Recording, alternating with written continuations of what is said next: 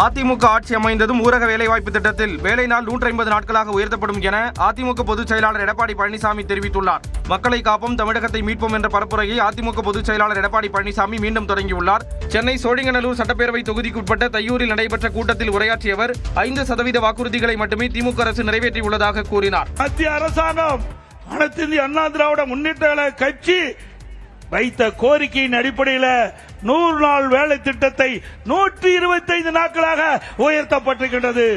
ஆனால் அதிமுக அரசு வந்த பிறகு 125 நாட்களை 150 உயர்த்தப்படும். கல்லூரி மாணவர்களுக்கு லேப்டாப் வழங்கப்பட இருப்பதையும் அவர் விமர்சித்தார். மக்களுடைய செல்வாக்கு திமுக இழந்து விட்டது, இளைஞருடைய செல்வாக்கு திமுக இழந்து விட்டது. வேறு வழி இல்லாம இன்றைய தினம் 10 லட்சம் பேருக்கு லேப்டாப் கொடுப்பதாக அறிவிச்சிருக்கிறாங்க. மக்களை ஏமாற்றி அவருடைய வாக்குகளை பெறுவதற்காக தந்திரமாக இன்றைக்கு முதலமைச்சர் இந்த அறிவிப்பை வெளியிட்டிருக்காங்க. சட்டப்பேரவை தேர்தலில் 210 இடங்களில் வெற்றி பெறுவோம் என்றும் EPS கூறினார். இந்த பரப்புரையில் பங்கேற்ற பாஜக மூத்த தலைவர் தமிழிசை சவுந்தரராஜன் 2026 வெற்றியை தொண்டர்களின் உற்சாகம் பறைசாற்றியதாக குறிப்பிட்டுள்ளார். தொகுதி பங்கீட்டுக்காகவோ ஆட்சி அதிகாரத்திற்காகவோ திமுகவுடன் கூட்டணி வைக்கவில்லை என தமிழ்நாடு காங்கிரஸ் கமிட்டி தலைவர் செல்வ பெருந்தகை தெரிவித்துள்ளார். திருச்சி விமான நிலையத்தில் செய்தியாளர்களை சந்தித்த அவர் இந்தியா கூட்டணி வலுவாக இருப்பதாகவும் அதை எதிர்க்கட்சிகளால் சிதைக்க முடியாது எனவும் கூறினார். இன்னைக்கும் அடிச்சு சொல்றேன், எஃகு கோட்டை மாதிரி திராவிட முன்னேற்ற கழகத்தோடு காங்கிரஸ் பேருக்கும் வலிமையா இருக்கு கூட்டணி. இந்தியா கூட்டணி யாரும் சிதைக்கவும் முடியாது, யாரும் அசைத்து பார்க்க முடியாது. இது எதுக்கான கூட்டணி? வெறும் சீட் ஷேரிங், ஆட்சி அமைக்கிறது. இதுக்கு மட்டுமா கூட்டணி? இந்த தேசத்தின் மீது பற்றுள்ள கூட்டணி தான் இந்தியா கூட்டணி. இதனிடையே உதகையில் தேர்தல் பரப்புரையில் பேசிய தமிழ்நாடு பாஜக தலைவர் நயினார் நாகேந்திரன் காங்கிரஸ் திமுக கூட்டணி கேள்விக்குறி என கூறினார். கூட்டணி இன்றைக்கு காங்கிரஸ் அவரோடு பேரம் பேசிக் கொண்டிருக்கிறார்கள். சமூக வலைதளங்களில் அவர்களே போராடி கொண்டிருக்கிறார்கள்.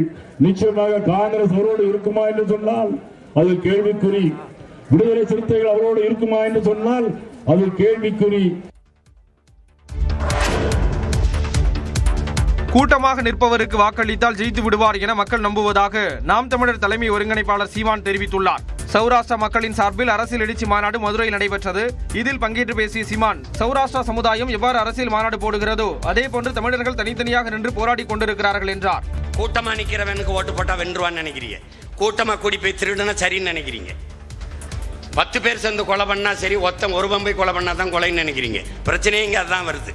புறக்கணிக்கப்பட்டாலும் நாம் தமிழர் கட்சி தொடர்ந்து வளர்ந்து வருவதாக சீமான் கூறினார். இப்ப தேர்தலில் நாங்க போட்டியிடுறோம்ல, எங்களை போட்டியிலே வைக்க மாட்டான். நீங்க வேணா குறிச்சு வச்சுக்கிறீங்க, எங்களை சேர்க்க மாட்டான். அது மும்முனை போட்டி, அந்த முனை போட்டி, எங்களை மற்றும் பலர் மற்றவையில வைப்பான். நீங்க வேணா நான் சொல்லிட்டு போறேன், இந்த தேர்தலில் இப்ப 26 தேர்தலில் பாருங்க, மற்றவையில தான் நாங்க இருப்போம். இவன் 10 வருஷமா எங்களை மற்றவையிலே வச்சு இப்ப நாங்க வளர்ந்துகிட்டே தான் இருக்கோம். பதிவு செய்யப்பட்ட கட்சியாக இருந்த நாம் தமிழர் 35 லட்சம் வாக்குகளை பெற்று அங்கீகாரம் பெற்ற கட்சியாக மாறியுள்ளதாக சீமான் பெருமிதம் தெரிவித்தார்.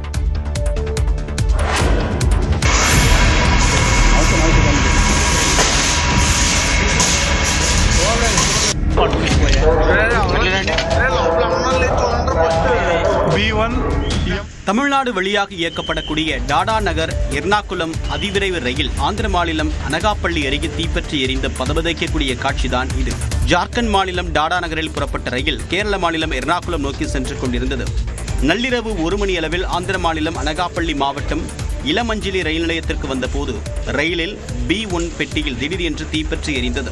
அந்த பெட்டியில் ஏற்பட்ட தீ அருகில் இருந்த M1 பெட்டிக்கும் பரவி கொழுந்துவிட்டு எரிந்தது. பயணிகளின் அலறல் சத்தம் கேட்டு லோக்கோ பைலட் ரயிலை நிறுத்தினார். இதையடுத்து பயணிகள் அவசரமாக உடைமைகளை கூட எடுக்காமல் ரயிலில் இருந்து இறங்கி உயிர் தப்பினர்.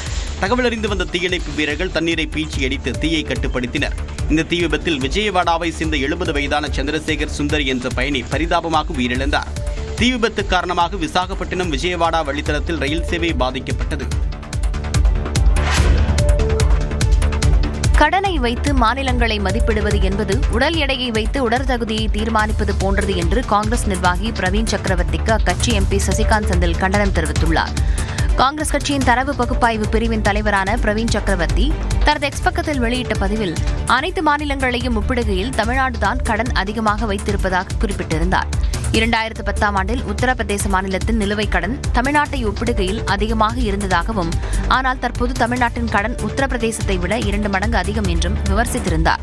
இந்த பதிவிற்கு பதிலளித்துள்ள அக்கட்சியைச் சேர்ந்த MP ஜோதிமணி, தமிழ்நாட்டின் கடன்கள் பள்ளிகள், மருத்துவமனைகள், பொது போக்குவரத்து உள்ளிட்டவற்றை வலுப்படுத்தும் நீண்டகால உட்கட்டமைப்பு முதலீடுகளை உருவாக்க பயன்படுத்தப்பட்டிருப்பதாக தெரிவித்துள்ளார். மத்திய அரசின் நிதி பகிர்வில் தமிழ்நாடு மிக குறைவாகவே பெறுவதாகவும், உத்தரப்பிரதேசம் போன்ற மாநிலங்கள் அதிகம் பெறுவதாகவும் சுட்டிக்காட்டியுள்ளார். வளர்ச்சி விளைவுகள், வரி பங்களிப்பு, அதிகார பகிர்வு மற்றும் நிர்வாகத்தின் தரம் போன்றவற்றால் தமிழ்நாடு மிகவும் முன்னேறி இருப்பதாகவும் ஜோதிமணி பதிலளித்துள்ளார்.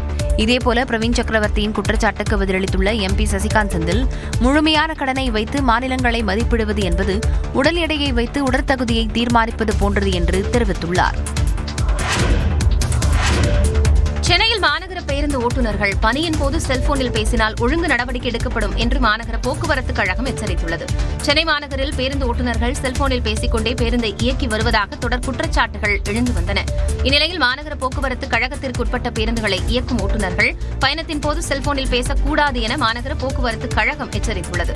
இது தொடர்பாக கிளை மேலாளர்கள் உள்ளிட்டோருக்கு மாநகர போக்குவரத்து கழக இணை மேலாண் இயக்குநர் சுற்றறிக்கை அனுப்பியுள்ளார். அதில் பேருந்து விபத்துகள் மற்றும் உயிரிழப்புகள் தொடர்பாக மேற்கொள்ளப்பட்ட ஆய்வுகளில் சில ஓட்டுநர்கள் செல்போனில் பேசிக்கொண்டே பேருந்தை இயக்கியது கண்டறியப்பட்டதாகவும், இது பேருந்துகளில் பொருத்தப்பட்டுள்ள CCTV கேமராக்களின் மூலம் உறுதிப்படுத்தப்பட்டதாகவும் தெரிவிக்கப்பட்டுள்ளது.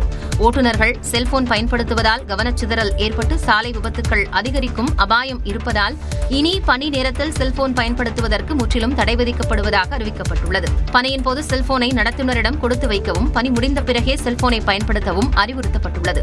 இந்த உத்தரவை மீறும் ஓட்டுநர்கள் மீது ஒழுங்கு நடவடிக்கை எடுக்கப்படும் என்றும், செல்போனை பயன்படுத்தாமல் பாதுகாப்பாக வாகனம் இயக்குவது குறித்த பயிற்சி மற்றும் விழிப்புணர்வு நிகழ்ச்சிகள் நடத்தப்படும் என்றும் மாநகர போக்குவரத்து கழகம் தெரிவித்துள்ளது. ராமநாதபுரம் மாவட்டம் பரமக்குடியில் சாலையில் கிடந்த 1 சவரன் தங்கச்சங்கிலியை ஒப்படைத்த பள்ளி மாணவர்களுக்கு காவலர்கள் பாராட்டுகள் தெரிவித்துள்ளனர். பஜார் பகுதியில் உள்ள டியூஷன் சென்டருக்கு 12ஆம் வகுப்பு பயிலும் சிவமுருகன், செல்வம் ஆகியோர் சென்றனர். அப்போது சாலையில் கிடந்த தங்கச்சீனை எடுத்து டியூஷன் ஆசிரியர்களிடம் வழங்கினர். அவர்களின் அறிவுறுத்தல்படி அதனை பரமக்குடி நகர் காவல் நிலையத்தில் மாணவர்கள் கொடுத்தனர். ஏற்கனவே அந்த செயினை தொலைத்த ஆனந்த் என்பவர் புகார் அளித்திருந்த நிலையில் அவரிடம் செயின் ஒப்படைக்கப்பட்டது. மாணவர்களுக்கு சார்பு ஆய்வாளர் பொன்னாடை போர்த்தி பாராட்டினார். மனைவி தற்கொலைக்கு பிறகு மாமனார் வீட்டில் இருந்து வந்த அழுத்தத்தால் சுமார் 1000 கிலோமீட்டர் சென்று ஹோட்டலில் பெங்களூருவைச் சேர்ந்த தொழிலதிபர் தற்கொலை செய்து கொண்டதாக கூறப்படும் சம்பவம் அதிர்ச்சியை ஏற்படுத்தியுள்ளது.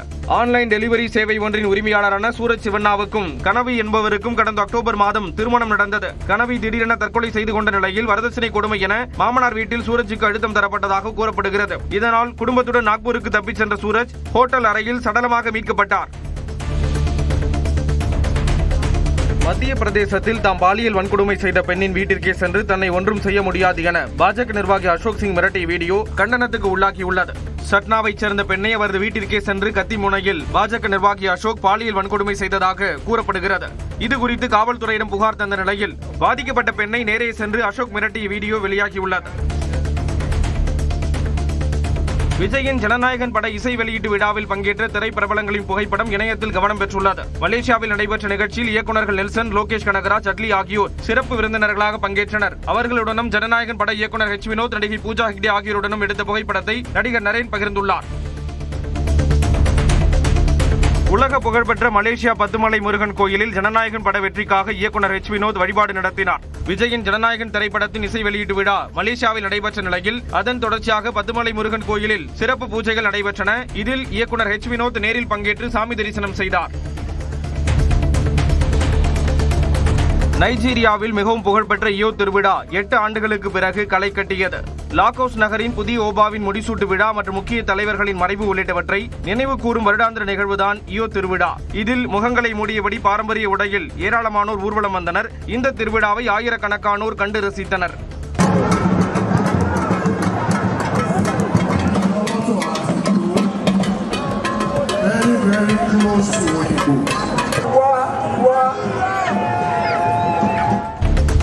விருதுநகர் மாவட்டம் காரியாபட்டியில் வீட்டின் கதவை உடைத்து 10 சவரன் நகைகள் திருடப்பட்டுள்ளன. சனிக்கிழமை இரவு ஜனுல் ஜாரியா என்பவர் வீட்டை பூட்டிவிட்டு உறவினர் வீட்டிற்கு சென்றதாக கூறப்படுகிறது. பின்னர் மறுநாள் காலை வந்து பார்த்தபோது இவரது வீட்டின் கதவை உடைத்து பீரோவில் இருந்த 10 சவரன் நகை மற்றும் 5000 ரூபாய் ரொக்கம் திருடப்பட்டிருந்தது. இதையடுத்து காவல் நிலையத்தில் புகார் அளித்த நிலையில் மோப்பநாய் மற்றும் தடயவியல் நிபுணர்களின் உதவியுடன் விசாரணை நடைபெறுகிறது.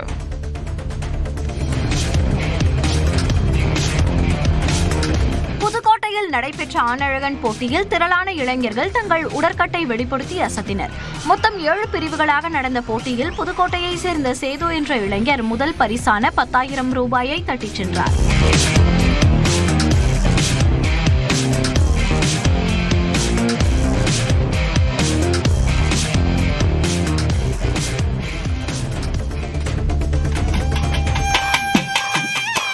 மயிலாடுதுறையில் தமிழ்நாடு இயல் இசை நாடக மன்றம் சார்பில் சங்கரதாஸ் சுவாமிகள் நினைவு நாடக விழா நடந்தது. இதில் சங்கரதாஸ் சுவாமிகளின் படத்தை கையில் ஏந்தி நாட்டுப்புற கலைஞர்கள் பேரணி சென்றனர். தொடர்ந்து அரிச்சந்திரா நாடகம் நடைபெற்றது.